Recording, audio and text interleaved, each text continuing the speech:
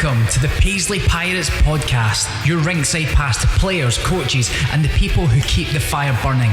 The ship sails with all of you on board.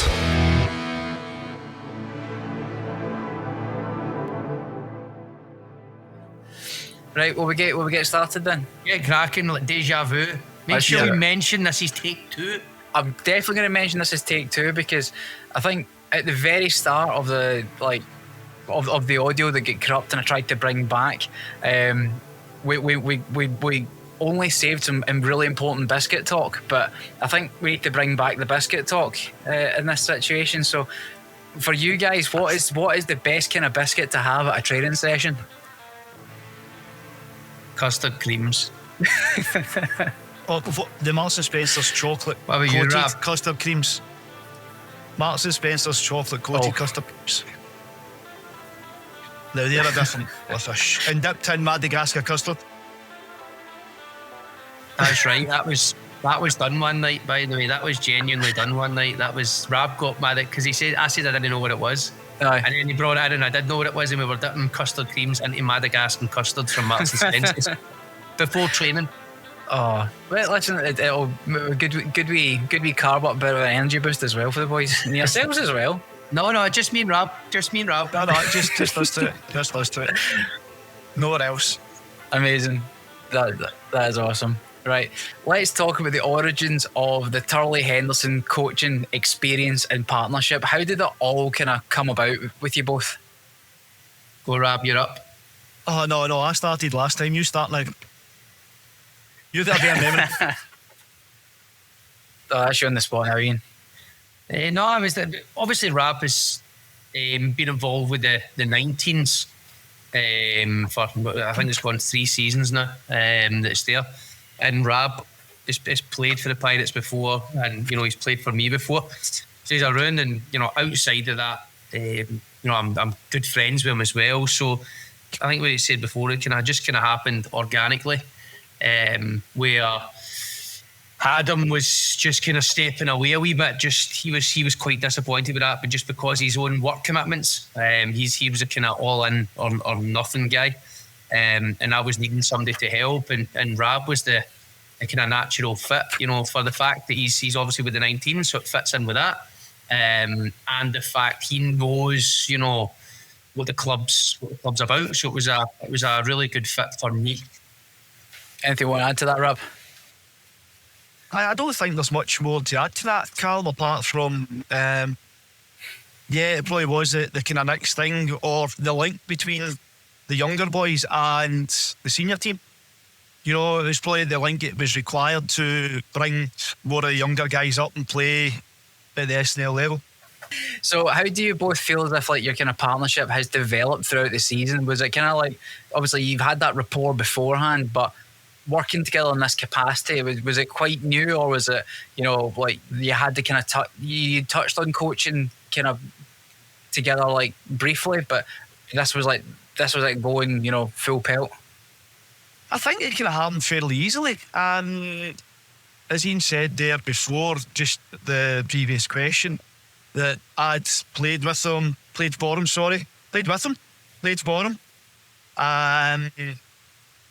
and then obviously coaching with him. So everything that Ian kind of taught or kind of done over the probably nearly 20 years, kind of just it probably kind of fell into place quite naturally. I knew a lot of the guys anyway, again playing against them and playing with them. So I think there was that kind of easy fit. Kind of going into the change room, there wasn't any awkwardness at anything at any point. He still goes in and says his bit. Kind of tries to be the bad cop and that be the good cop. So all the guys will listen to that. I think it is kind of Rab saying there that it's been it's developed quite well, I think, because I don't ever think it's just, and it was the same with Adam as well, as I'm the head coach type thing. It's absolutely a partnership. Obviously, if there's decisions to make, then it does sit with me. But I never feel it is a partnership, and we've got 2 sets of eyes there to to help out and bounce ideas off each other. And I think that some of Rab's input this year, it's been very, very valuable both to myself and the team, and it's helped as well. Rab's a kind of a buffer between me and the players as well. I'm not as, I suppose, as involved with the players as much as I used to be. I try and let the players do their thing and just let me concentrate on running the team and the coaching side of things. So let's kind of quickly touch on the kind of individual coaching journey. So Ian, you were player, then player coach, then eventually moved on to head coach. How was that kind of progression for you? And was it very natural for you, or was it like a case of, right, I now need to take a bit more responsibility on the bench at this point?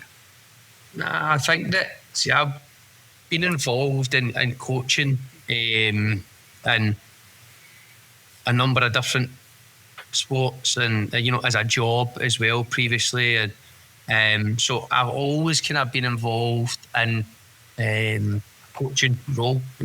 Hockey's the one that actually I spent the most time in, but didn't pay me anything.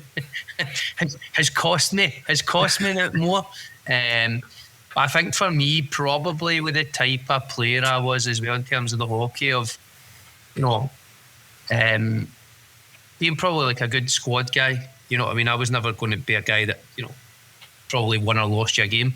So by default, I was fortunate to be involved with a lot of players that were better than me, and some good coaches, and so I watched a lot of hockey just by default. And then it was just that, it's just a natural progression. I never ever thought probably that early on I was going to get involved in coaching or with the hockey. Albeit I've just made a comment there that I did do it previously as a job and different sports and type things, but I think it's just been probably like most coaches, it's a natural progression, and hopefully I've developed and moved forward. It's a kind of strange one, because a lot of people come through and they maybe coach their own kids or whatever at juniors, whereas I've never done that. I've coached at all the junior levels, and then for the last, I don't know how long are we now, like 15 years or something like that, been coaching at the Pirates. Do you still feel like if you could, you'd still pad up and get out there if you absolutely had to? Obviously if I had to, but it's not going to make, that would be like probably I think that we would have to have, I don't know, like all our guys injured, no under 19s, no under 16s, no backup goalie. no third goalie. I think if I was to get involved, listen, I always keep myself conditioned and in shape, and I like the training. There'll be the odd time during the season where I'll kit up, and I think I'm relatively well conditioned. I could probably get through a game. I mean, I don't know if I'd have absolutely no impact in the game now. I could probably get through a game, but you'd leave it to the younger guys now. Rab, same question to you. You think you'd be able to get padded up and go for a game? I'll answer that from Cal. No, definitely not. No. Rab has been injured more times this year just coaching than he's ever been injured. Fast. Yes, that's true. That is true. So, and serious injuries. So just sticking with yourself, Rab, we're talking about last time about your time with the under-19s national team. How are you able to kind of like juggle that responsibility of coaching with the Pirates and then coaching with the national team? Probably having two good guys there. I mean, obviously Ian's there heading up, and Joey Coulter was there heading up the national team. Again, I'm probably kind of buffer for him there to lend a bit of experience, a bit of advice in his ear. Joey's a great guy as well. He's a good player. He's still playing at national level. And these guys, I mean, obviously Mark Higgins was there, and Daniel McGowan was there. So I coached these guys. I've known all these boys in the national team since probably since we're under 12s. Playing against like my son Robbie, and just like kind of going through their junior development. So there wasn't any, I wouldn't say there was any harsh crossovers or awkward crossovers. All the boys know me. They all know me just as who I am. And yeah, no, there wasn't any awkwardness there, or it was quite an easy transition, to be honest with you. You know, and as I say, Joey being, a kind of, probably a kind of dominating leader as well. You know, he likes to kind of run everything and control everything, and that's not any disrespect to the guy. I think Joey's a great coach and a great asset to the national development and what they're doing. But no, it was quite smooth. You know, the transition going from the Pirates, or even the 19s, to the Pirates to the national team, it wasn't any kind of difficulties there. You know, it was quite easy, to be honest with you. So was that, what for you, obviously quite a good highlight for the past season, you know, being able to coach those boys down in Sheffield? Oh yeah, that was the last year. I mean, that was, I'll go with me and Joey. Me and Joey now have got an unbeaten record, you know, excellent, under 19s national level. Wow. So, you know, we might do it another season and see how we go. If we lose, then we might get sacked. I don't know. But no, you know, it's good to get away, and it's good to see the different boys and see how they play and see how people coach, you know, and then play against different coaching styles from down south. You know, again, we kind of knew all the other coaches on our bench. Again, playing against some of them, or just like, again, we like to going back to Robbie, you know, just like playing in like national teams and going down and playing with select teams and stuff. You know, you start to know all these people, and it's quite a good atmosphere. You know, it's a good atmosphere. That there's no nastiness or anything, and yeah, it's a good experience, to be honest with you. So just getting the same question to yourself, Ian. Obviously, you had the history of like working with Team GB as well. What was that experience like for you? Like, you know, taking that responsibility on. That was great. You know, I would still be, you know, probably involved had, you know, work commitments not changed. I know that's quite a cliche thing to say, but definitely, because it's just, you know, the time you sign there, and I think obviously I was involved till just last season, and that was right before the COVID year as well. So that was a fantastic experience, and you get to work, you know, for the two aspects of it. You're working with the elite kids, really, you know, the best kids within the country that you're working with. So things that you know do, it's sometimes a bit easier because the kids are quite receptive to some of the ideas, you know. And then the other side, you know, you're working with the best players, but you're also working with very, very good coaches. And for me to get exposure to work with good coaches, because you got to remember as well, it's we always think about, you know, player development. We never really think about coaching development. But for the years that I had done it, I think everybody in for the national team, so 16s, 18s and 20s, I believe had a full-time, I might be wrong, bar one or two, but let's just say maybe 80% of the coaches within that group are almost like full-time hockey coaches, right? Within, you know, paid or voluntary positions, but it's full-time, or they work in ice rinks, etc. Whereas I was different. I had a normal job. So to bounce off these guys who are doing it every day, and the volumes of games that these guys coaching, you know, by default, just of experience. So selfishly for me, I was bouncing off the guys, and you know, there was some things as well where you feel that you're kind of in the right place because they're doing the same things. You know, they are doing the same things, albeit at a higher level. And I was able to lean in some of the guys, you know, and I worked with basically like Jamie Elson and Sean Easton predominantly, who two good guys with, you know, great knowledge and a great, you know, passion for developing, you know, like the elite talent within the UK. And I thoroughly enjoyed the experience. I think that it's a good, I think the direction it was going was good, you know, because they were trying to implement a lot of, not a lot of things, but, you know, really dial in to get, you know, the contact time with the kids, etc. Because it's hard, especially when you go 18s where they go to, you know, world championships where they don't really, in the grand scheme of things, compared to some of the other teams, they don't really get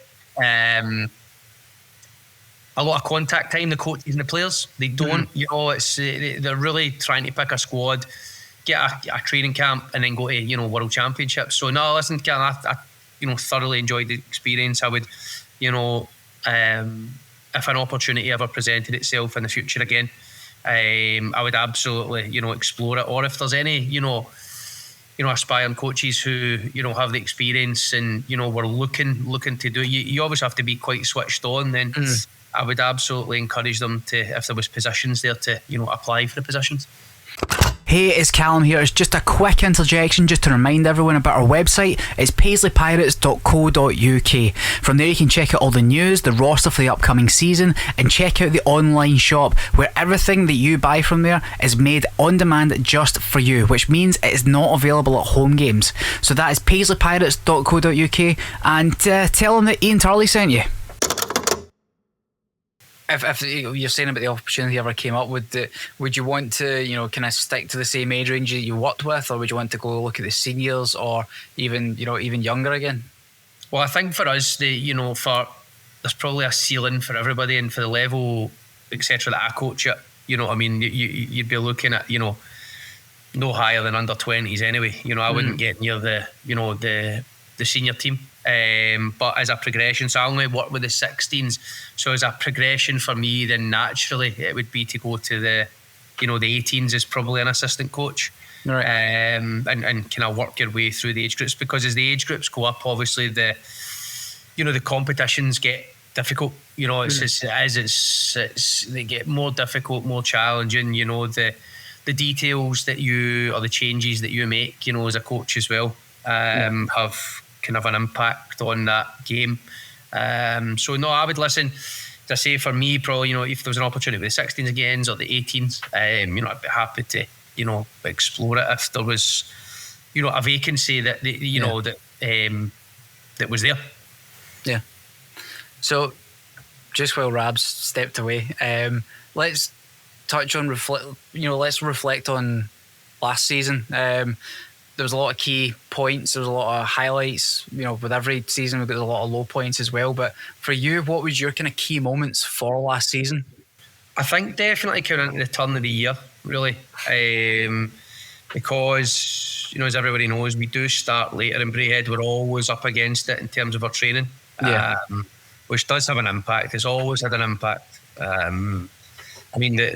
Both times that we started at the same time as every other team with training, etc., we won the league. I don't think that's a coincidence. Give us a better chance. But I don't know. I definitely think the turn of the year where the guys, started believing, because most of the games, there was 2 Dundee games, an Aberdeen game, and I think a Kirkcaldy game at the very, very start, where we were kind of, we were blown out those nights. Every other game, we were kind of there or thereabouts. We were competitive every other game.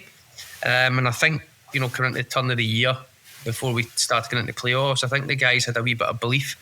And we guys were playing some really, really good hockey, considering where we were at the start of the year, with the younger squad and a lot of the 19s playing up. From where we got to, it was very refreshing, I think, to see, knowing that we weren't challenging for the league. We knew that at the start of the season. We weren't challenging for the league. I just don't think we had the depth to start us off last year that some of the other teams had loaded up with. So to see that progression within probably maybe like 3 months or something like that. Yeah, that's a highlight, within itself. And then those games, I think we took Dundee to overtime twice. With their league champions. We were very, very good in the games. We were able to, absorb a lot of pressure. I wouldn't say probably, if you look at the games, were we the better team in those Dundee games? I don't think so overall, just because the depth that they had. But I think in terms of that battle and compete, we were there or thereabouts. So definitely those games, they kind of stand out as highlights is just to where I think you've got to quantify it, because I said we were never, probably from the outset strong enough to go and challenge for the league. So you quantify it and see, what pieces you have and, where you are and how you progressed. And I definitely, and I stand by this, but I think probably from the start of the season to the end, we were definitely the most improved team there. Yeah. Absolutely the most improved team. So, same question to yourself, Rab. Is there anything that stands out to you from last season at all? Probably more or less what Ian was saying. The guys just start to believe in what they can do. I think kind of when we took Dundee to obviously overtime, then that was a kind of probably a real change point. I think we were progressing towards that. Okay. And then the guys started to believe in the systems that we were putting in place. They started to kind of do them. Then they started to really kind of play together. Yeah. I think then after that Dundee game, I think the belief was there. We're not, although we don't have probably the depth as everybody else has, or the top 3 teams in the league. But we've got the passion, we've got to compete, and we've got the ability within to compete. And then obviously, Murrayfield was very close, Edinburgh was close, Aberdeen was very close, they're the top 3 in the league. So we had a very shaky start at the start of the year, and I think if we hadn't had that shaky start, we would have been probably maybe higher placed in the league. And then maybe the belief would have come in a wee bit sooner and quicker. Which would we have caught the top 3? Who knows? If we could have took points off them, then possibly could have. But I think that the crucial point and the turning point was, I would say, probably the Dundee game. And the guys came in and we should have had that. We should have. As Ian was saying there, it's not through depth in the squad or player ability, it's through the togetherness and being as a team and just working harder than the other team, there's that say,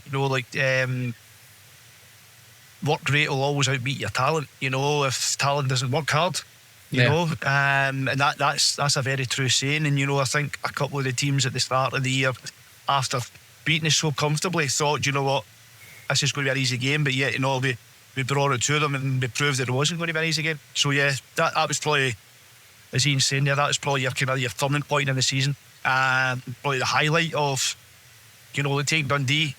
I think at that point, I'm pretty sure nobody'd taken them to overtime. Maybe Fife done it, I think. But other than that, I think we were the only other team to take points off them.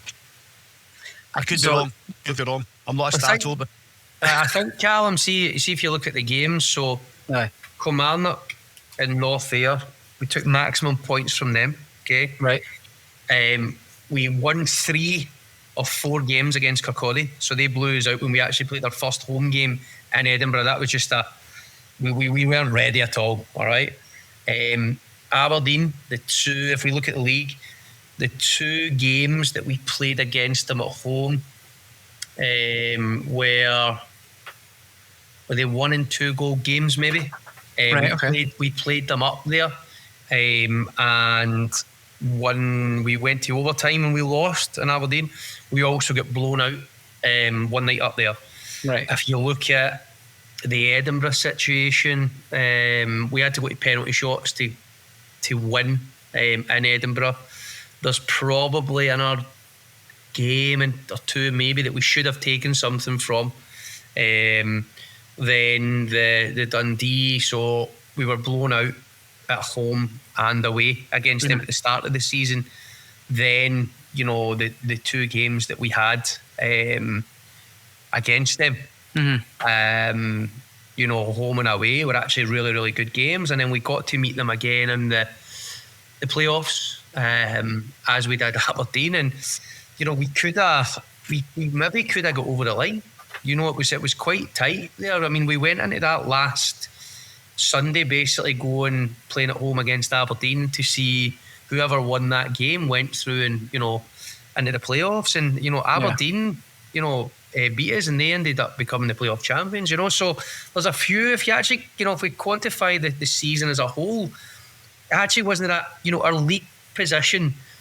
This it looks as if the team was poor, but we weren't. In terms of actually, if you quantify it with individual games, we know exactly where we had real bad games. We know that. Yeah. So it's not. Overall, I think it was quite quite an enjoyable season from where we started to where we finished, and get the guys buying into the systems and the kind of buying into what the culture is again. Because I think we've kind of got away from that here. Just being difficult to play against. Okay. That's pretty much it. So I think overall, it was probably a highlight season actually, although we didn't win anything, but I think one that was quite enjoyable. So you talk about being difficult to play against. Was there any of the guys on the team that you believe were genuine factors in that? Whether it's been through their own growth or through their own potential. Any of the guys that you thought, right, these guys could not so much help save the game or save the team, but they could potentially pose a bigger problem to the opposition. I mean, we do. I mean, we do have a few game changers in the team. Even if you go from your more experienced Chris Turley, Fraser, Kerr, diehard. I mean, there's a lot of the guys, even kind of going from the goalies who help change games. They made some phenomenal saves that boost the team. But as game changers, as out of field players, I mean, yeah, I mean, even even your Colin Manubi, the rookie, Jay Hare, the wee guy went on and he changed, I would say, probably 3 games for us, by throwing big hits or doing what it took to change a game. Fraser Kerr done it throughout the season, so did Chris, by just playing that horrible, I'm going to make it as hard as possible for you to play against me or to score against me, and I'm going to make it hard for you to play and breaking up the plays by hits or by just crushing an egg, scoring dirty goals. For me, those 3 guys there mentioned are, they're not game winners by any manner of means, but they're game changers. The grit and determination those 3 guys bring, and that's not saying there's nobody else to the team that does it. Like Callum Donachie stood his head a lot of the games up at Aberdeen. Daniel McGowan as well. Like working from the confidence of your goalies playing phenomenal, and that changes the game, and that's kind of game changing situations. So there's probably more to add. What do you think, Ian? I think that if we look from the back to the front, like both of our goalies were over 90% this year. Our issues were absolutely not goaltending this year, and there was certainly situations where we exposed our goaltenders to a bit too much and had to pull them through no fault of their own, to try and protect them a wee bit. So you've got them. We've got the kind of the younger guys that were coming through, the 19s that were hungry. As I say, we had obviously Jay Herd. Mark Higgins had a solid, stable, steady week after week season. As well as a young under 19. And then we have our older kind of core who know what it takes to win. So I think it's a mixture of everything. I think just for us for last year, it was defensively we were pretty sound. It was on the offense and scoring that was, I think, the issue. The team that Pirates had this year they're a much younger team than we've normally seen. Obviously, we've got the connection with the Lightning Pirates as well. But what was the kind of criteria and the process for this season or last season for bringing new players into the team? I think it was we had to, because if you look at where we were, and I know we didn't make the playoff finals, but the last 2 years we'd made the playoff finals and lost in the semi-final. So it was about, finding a way. You have to find then a way or something to drive change. And, if there's younger kids sitting there in the 19s. You know, we want these guys to be pushing our older guys out. You know, absolutely. And I say this, you know, every week, that if there's a reason we still have some of our older guys, because they're still producing. You know, until they stop producing, until we get a younger guy that, you know, pushes them out, then they're going to be there. But by, you know, we spoke about with myself and Rab, like you have to bring these guys on, and it's just about trying to put these younger guys in an environment where they can develop and they you know, they can make mistakes. And sometimes for us, you know, that was challenging, because we've got a good, you know, cohort of younger guys there, but just being able to put them in situations at times is difficult. So, but listen, we ended up, you know, through, I think, maybe November or something like that, we ended up having some injuries in the team that were like, not a couple of weeks. You know, they were maybe like 6, 7, 8 weeks. You know, there's tears and breakages and, you know, dislocations and these sort of injuries that, you know, take you out for a long time. So by default, then some of these younger kids, then, you know, you're icing them.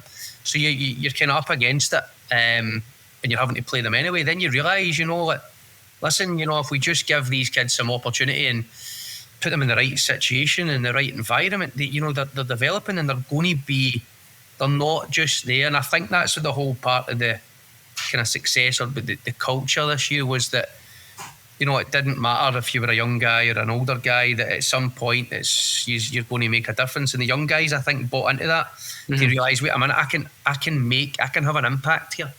Yeah. It's a good way to put it, because like from you know, from the stands or the fans' point of view, obviously I'll sit in the stands and watch the game as well. There's the comments are that the younger guys do look very hungry for this, and obviously as coaches, that's got to be something, you know, that you either want to see and want to hear as well. Yeah, definitely. It's twofold. You know what I mean? It's and if they just bring, you know, by default, they're young, they're hungry, they bring more energy, and, you know, to the style of hockey, probably in our identity, to what we want to play, that we need those energy guys. You know, we need those young guys, and I think it's certainly made us quicker this year. You know, in all aspects of the ice.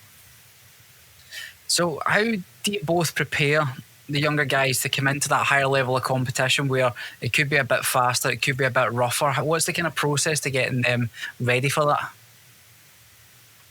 I think it's through training. I mean, we're quite lucky if we're our 19s train straight before the SNL go on. And Ian will either come on nice, or he'll sit up and he'll watch. And as the season went on, you know, we started to bring even younger players on. So he's like, right, you're looking at them, how their body language is, how they're pushing themselves on ice, how they're integrating with their teammates and stuff like that, and going, I mean, young Caden here started to come on. We started bringing Jake Riley on. So I mean, we started bringing more and more players on towards the end of the season. So I think just watching them play, then trying to integrate them into the older training session after. And then seeing how they're integrating and how they're performing on that. Because it could look great in the 19s, but then come into the SNL session and not be so good. When they're maybe so tired because they've obviously been training hard for the hour beforehand. But I think that was quite a good kind of bar to set, you know, or how to bring them on and bring them through. Then to see how they're performing. And as Ian's saying, you know, some of them performed fine when they were on the training sessions. They sat on the bench, they got their chance, if they took their chance and really done well, then, you know, more ice time you get in the older games as well. So I think the setup there for the progression, going from 19s, even 16s, as I was saying, some of the younger boys going from like 16s right into the SNL training session, you know, it's there, it's a visual, you know, visual and feedback, and me talking to Ian and Ian coming down and saying like what you're thinking and stuff, you know, that's like a constant two-way. Even away from the ice, and I think that's how it's quite easy to bring these guys on and push these guys on, and probably one of the main factors is that's why I think a lot of the younger boys done so well, because they were ready. You you know, they were ready to go because they were training with the team. They were training with the senior team. They were training before, and a lot of the older senior guys come on as well to help out with the younger guys, which is great as well. You know, so there's always that. There's always a steady integration there between the 19s and the SML. Do you like to get the kind of feedback from the guys on the ice as well, to say like who they believe is also ready to like make that step up as well? Not at all. They've got nothing to do with it. Not a chance.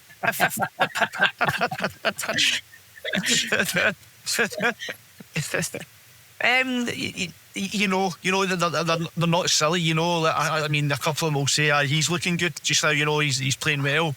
They come on to the training sessions. They go, he's doing all right now, isn't he? He's coming on. It's always there's always the kind of the call them side comments, you know, but it's not like he should be playing or that. You know, it's always like kind of comments and open for conversation. But again, the final thing comes obviously when Ian goes, nah, because Ian's probably get more experience, has got more experience in coaching.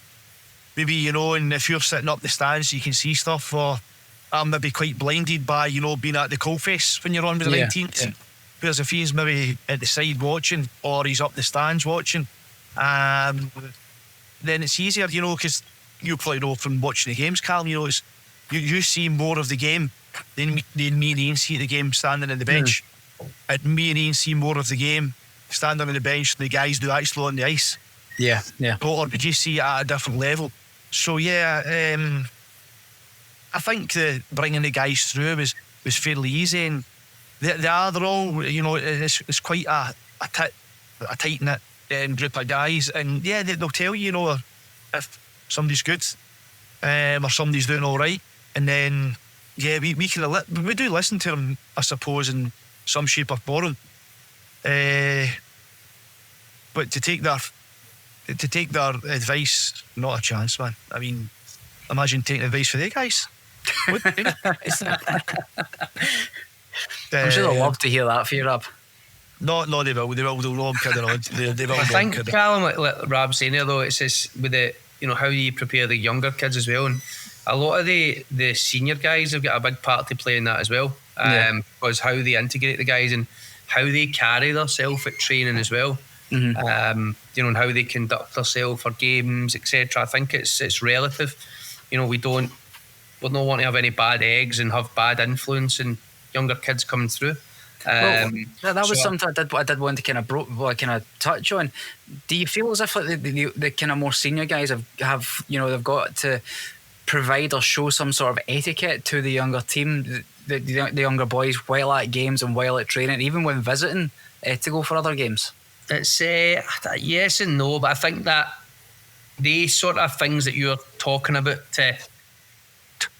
I suppose, is the difficult to sort of quantify, because a lot of these things police themselves.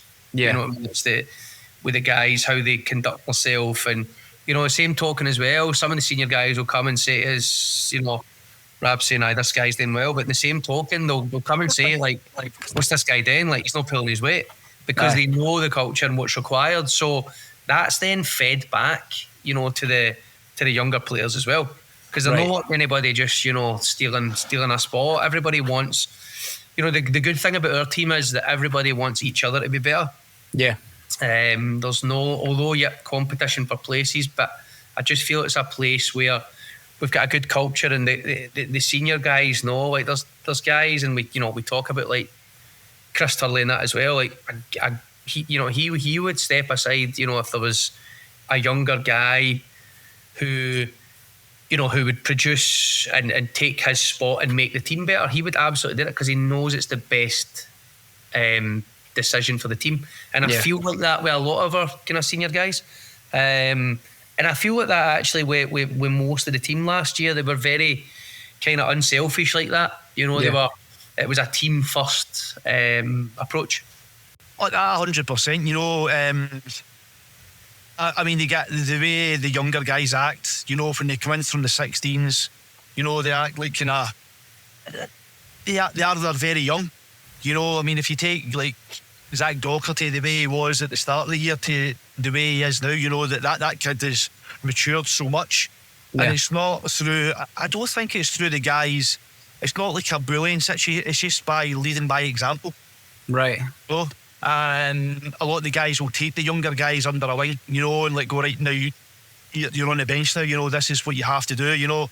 The phones are away, you know, there's rules in the changing room they all have to abide by. Rules on the ice, rules that they have to follow. And then they start to understand why we try to like really breed that into them at a younger age. Because that is what happens in senior changing rooms.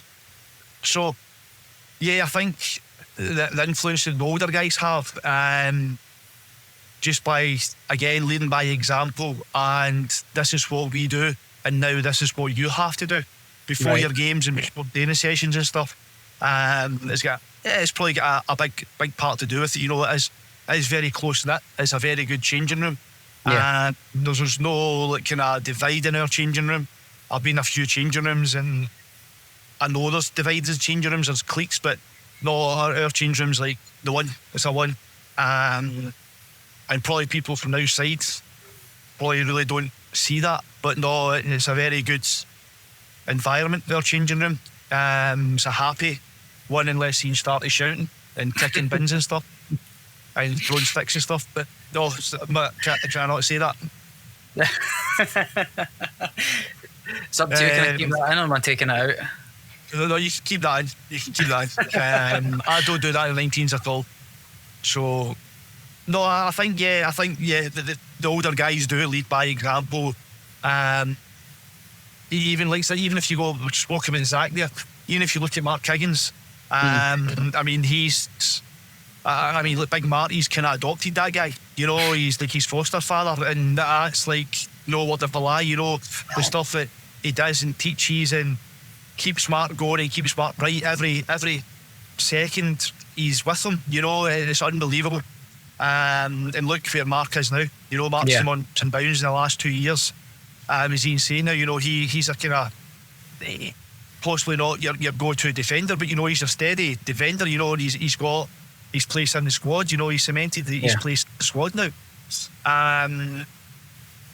And obviously that's a big thanks to Lisa like Marty and stuff. You know, Marty's obviously his D partner, and I think he's helped him along. So yeah, the guys do help. If that's your answer to your question. Yeah, absolutely. So, let's have a quick look ahead to next season. So, are we allowed to talk about any, you know, guys coming in, potentially some guys going out? What's the kind of feeling right now about next season at this point in time? Obviously, SIHA have just announced 2 new teams for the SNL for next season. How does that how does that change things for the team for next year? I think it's going to be, you know, it'll open up again. In terms of us, you know, the core of the squad are returning. We've got a couple of guys who, you know, work situations change, family life change, which always happens. You know, it's just these things happen sometimes organically as well. There's a couple other guys, you know, coming in. Where we are, obviously, we're not, you know, we have a good core of guys. We're still, you know, trying to pick up a few pieces, but, you know, we're getting into the summer now. Most of this is, you know, done and set in stone. And you mentioned there about, you know, Solway and Whitley that are coming into the league. And I think it's a positive step. Solway haven't been, you know, in and out previously, and they've recognised a gap between, you know, where their sort of junior development sits and where the National League team sits. You know, they've got some kids who are playing for other clubs elsewhere who can play locally now, which is great for them.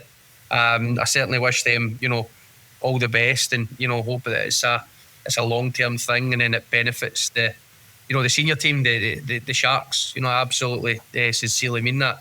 And then we've got Whitley, who've, you know, decided to come in, and Whitley are quite a substantial, you know, club. They travel well, you know, in numbers in terms of the support and the backing that they've got. So I think that it's a a positive thing for, you know, having those two teams in the league. And, you know, Whitley coming in, you know, maybe it says a bit about, you know, where the SNL is now. It's no longer, you know, kind of viewed as that beer league, and it's just it's a classic example, or it's a great example, sorry, of when Rab with the Scotland 19s have went down to Sheffield the last 2 years and, you know, won those games, which has not happened. You know, it does happen the odd time, but to go down, you know, sort of 2 years in a row with the good Scottish kids that we've got in our, you know, league, it kind of says something. So, you know, Whitley coming in, Solway there, grows the league. You know, we're going same format, 2 home, 2 away. I think it's going to be exciting, and I think we every year over the last sort of couple of years since we've kind of went to 2 home, 2 away as well, we're making small, you know, movements in the right direction. We're leveling up every year. By not, you know, and keeping, you know, the clubs have been pretty good at keeping a lid on it and keeping everything, you know, quite tight, where we're not trying to grow too quickly. Mm-hmm. You know, we're conscious of that as well, because it feels like we're now at a precipice of, you know, what is, some clubs are asking, rightly, you know, we're asking as well, but what is the league now? What is, you know, we're still an amateur league. I think most of the teams are running, you know, as professionally as they can, under the auspices of an amateur league. And I don't think we ever really want to get to, you know, to be that professional league. There's a place for that. I don't think that's where we are, you know, where we're at, even that sort of semi-professional, just where we're at the moment. So we're definitely growing. It's, you know, it's exciting, and we're happy as well. You know, our club is happy. We bang the drum for many, many years about, you know, everybody doing their best to make the league better and stop our kids. You know, I'm not just talking about for our club, but our Scottish kids, you know, going down south. I don't mean that disrespectfully, but let's keep them in the game here. Yeah. You know, let's keep them up here. Why not? Let's develop these kids and, you know, make it an exciting product here, and something that they feel is challenging for them, and they don't have to travel to, you know, Widnes or, you know, wherever it is down south. Yeah. Anything you want to add to that, Rob? I think with obviously the two new clubs coming into the league, I think you'll maybe find a few kids migrating back from the English teams that they've been down to. Also, Solway coming into the SNL. I mean, I think they had a fair number of boys going down playing for Widnes and stuff. There was a couple of boys playing with Billingham. So I think even Bradford, I think we had one boy who was playing at Bradford. We had Robbie Thompson playing at Widnes the year before that, Gregor Donaldson and stuff. So I think these boys will now start to come back, because the league is, I mean, year on year now, I think in the last, probably since COVID, the SNL league has getting stronger, it's getting better, better organised, you know, and it is now becoming, it probably is, as Ian's saying there, is it on the cusp of becoming a semi-professional league? Who knows? You know, if you look at the Division 1 down south, I mean, they are, how would you say it, and without being horrible? We all know, I mean, Murrayfield at Edinburgh and down and done very well in the Northern Cup. But they're classed as a league above us because they class themselves as a semi-professional league, whereas SNL is amateur. So is this the NIHL? Yes. Right. Oh, yeah, the NIHL one. So if you look at those two, you know, we'll see when Whitley come up. Whitley were a fairly strong team there, you know, so if we're playing them, how are we going to compete against them? You know, if you look at that as being a semi-professional league down there, are we any worse off? No, I think we are playing the same standard, if not better. Some of our teams are better, and we'd go down there and dominate in that league as well. So I think these teams coming in, I think it's a great move. You know, as an extra few games a year, the guys will get, obviously they're going to be more tired towards the end of the year. There's a bit more travel, another few games, but on the back of it, you know, that's maybe then a chance for these younger guys to fill in. more games, guys working, injuries. You know, these younger guys now, even the guys migrating back up, you know, they're all going to have that extra shot now, an extra chance to play. You were saying, like, obviously we get guys coming, some guys going. We can't drop any names at this point in time, can we? I'm not a social media person, Cal. So I don't deal with any of that side of things. So No, I that's think fine. there is going to be stuff. I think the social media team or whatever have taken a wee bit of a break for a couple of weeks there. Just, you know, it's That's just fair. a bit of downtime. So but there's loads of things happening in the background. Obviously, myself and Rab will be back next year.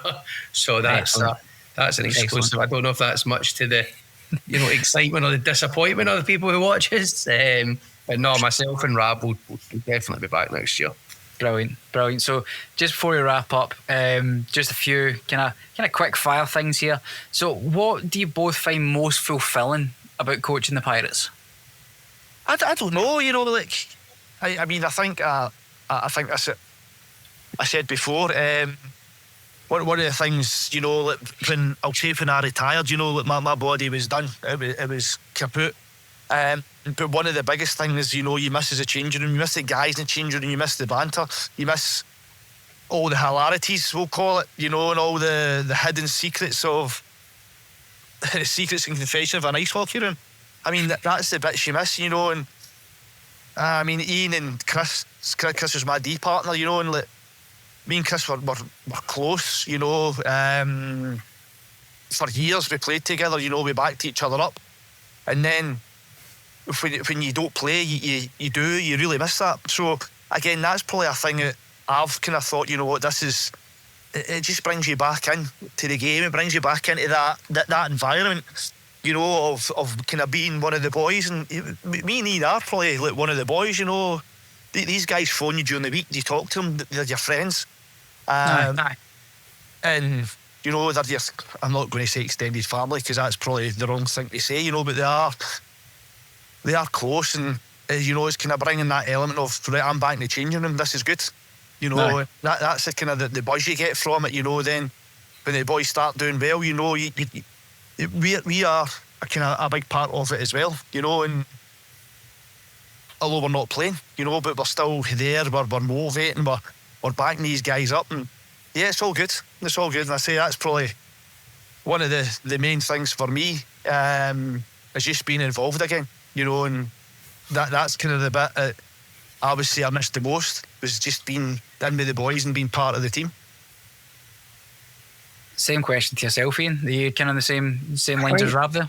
There's probably a couple of things. I think I suppose for me the most fulfilling thing is it's like any coach has seen that development and that progression.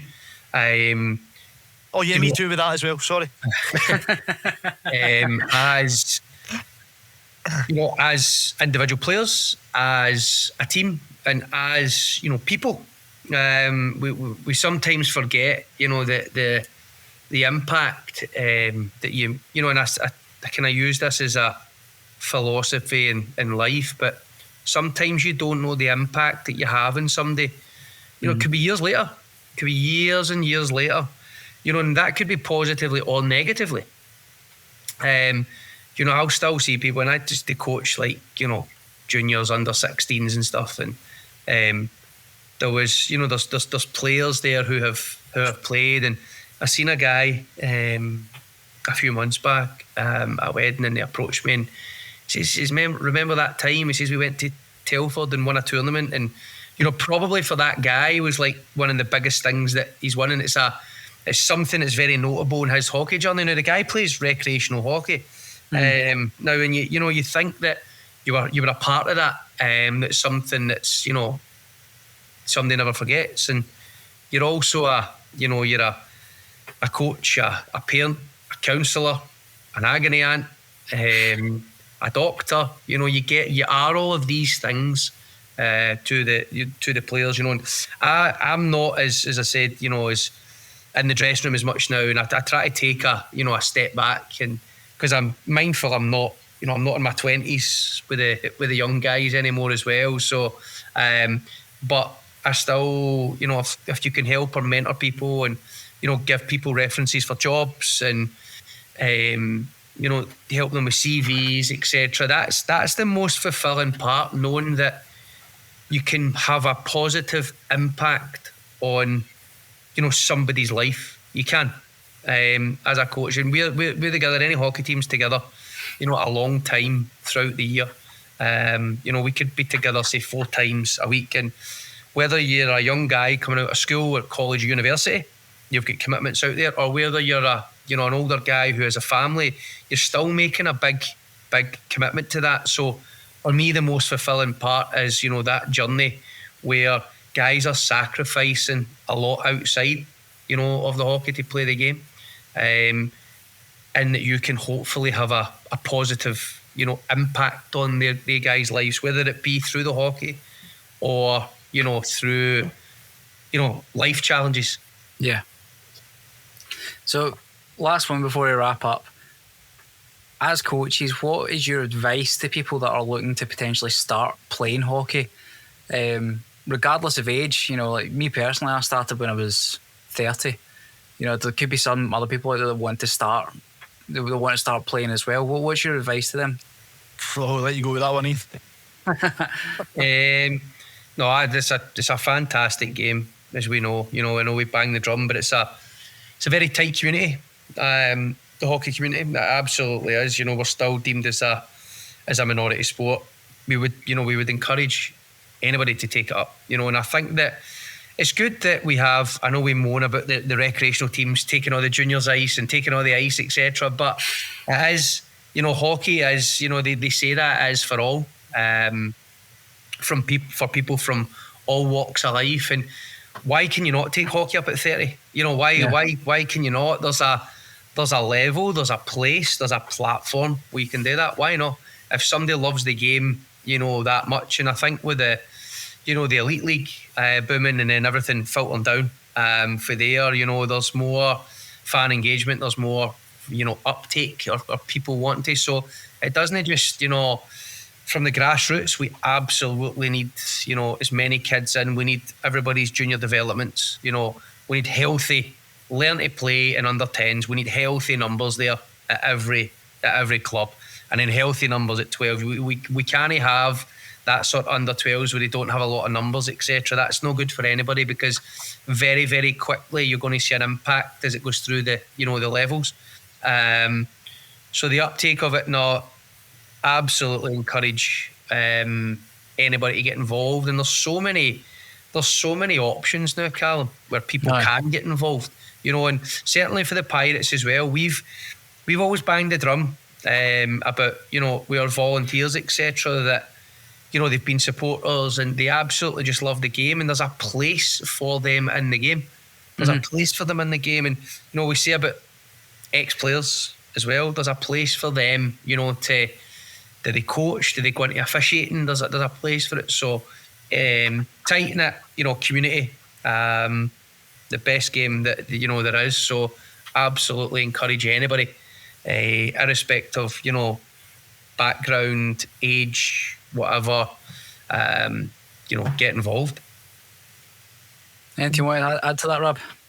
I mean, I think probably exactly what Ian's saying. It doesn't matter what age you are, because even like you're saying, you've started the game, I'll say later on, Callum.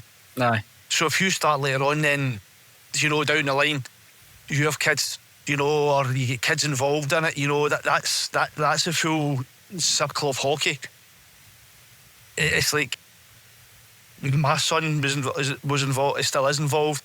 Ian's sons are involved, so it's a revolving circle. But the clan bringing just basically the kind of, I'll say the clan and like the elite teams bringing the exposure to the sport, and the fans, then those fans want to play the game at the recreational level, but then they have kids, then they push their kids in, then that's how the sport's going to grow.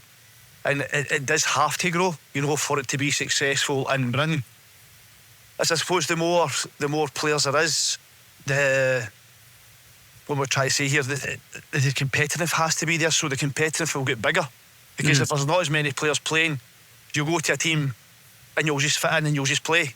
But if it's harder to play for a team, or it's harder to get into that team, therefore you become a better player to try and make the team, if that makes sense. Yeah.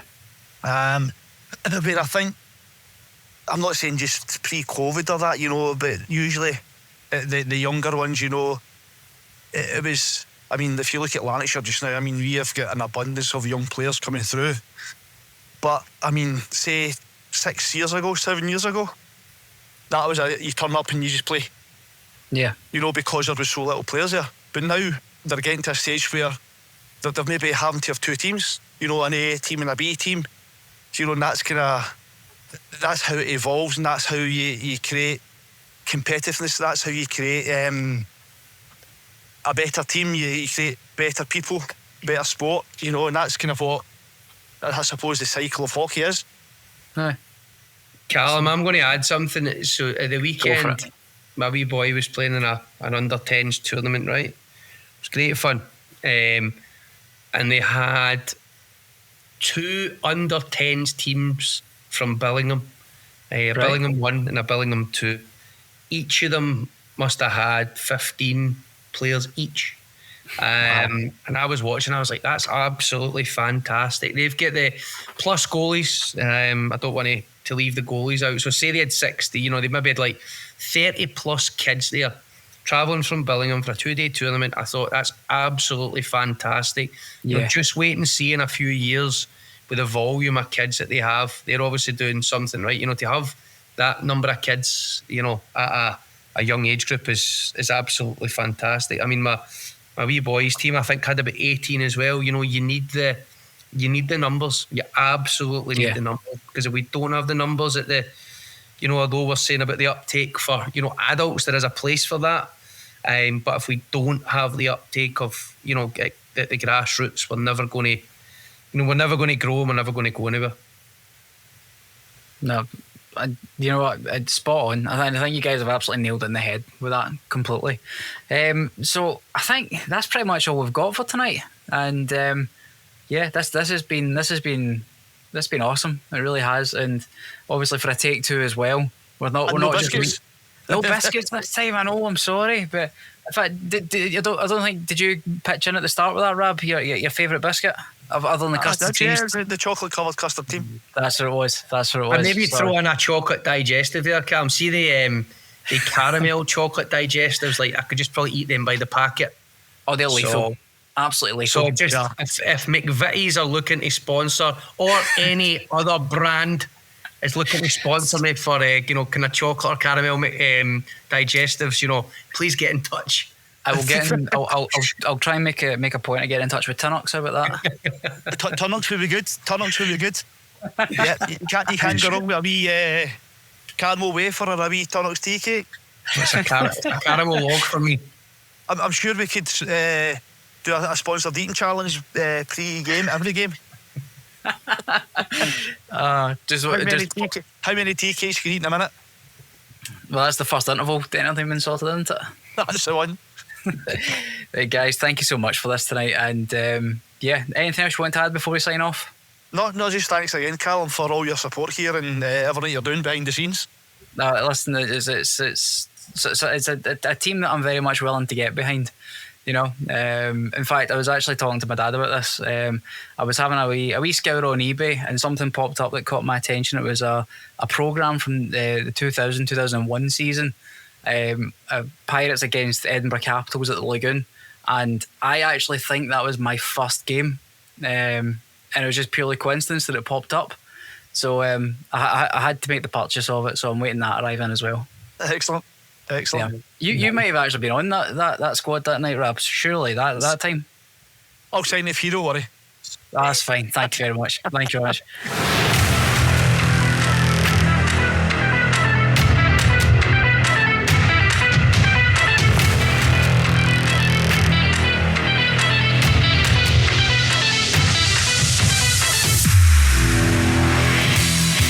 The Paisley Pirates are proud to be sponsored by Cold Blooded Sports, Renfrewshire Council, cyclelane.co.uk, Custom Sports Stitch, Hillington Tyre Services, Al Gold Photo, Studio 13, Abbey Services, and the Falk family.